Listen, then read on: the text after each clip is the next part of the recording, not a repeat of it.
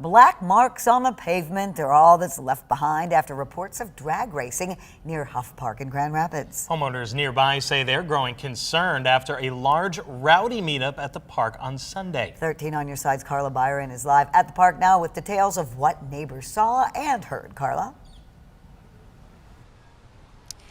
Juliet, neighbors we talked to say that this parking lot was filled with cars, and so was the one across the street there at that church. And people were saying that cars were racing up and down Ball Avenue. They hope this was the first and last meetup of this kind for a few good reasons. It was impossible not to hear what sounded like several drag races happening concurrently. Haley Ross and Glenn Peterson live near Huff Park in Grand Rapids. They were trying to put their young son to bed around 7 p.m. Sunday when they heard these loud noises. Mufflers popping and tires squealing and stuff like that. They say a large crowd gathered at the park was racing up and down Ball Avenue.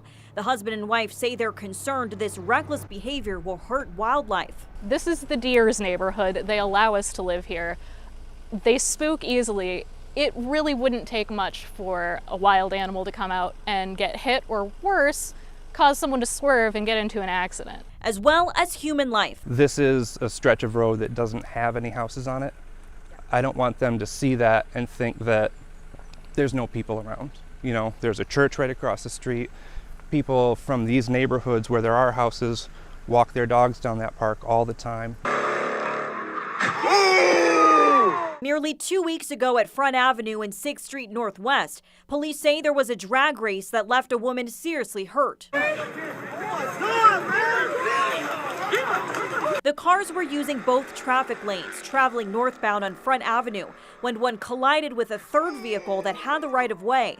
The homeowners near the park hope this isn't the same crowd moving from one place to another.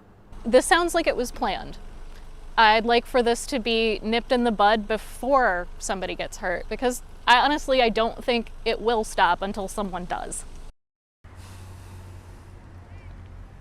We reached out to police who told us they weren't able to locate any reports of reckless driving or drag racing here. However, that doesn't mean it didn't happen.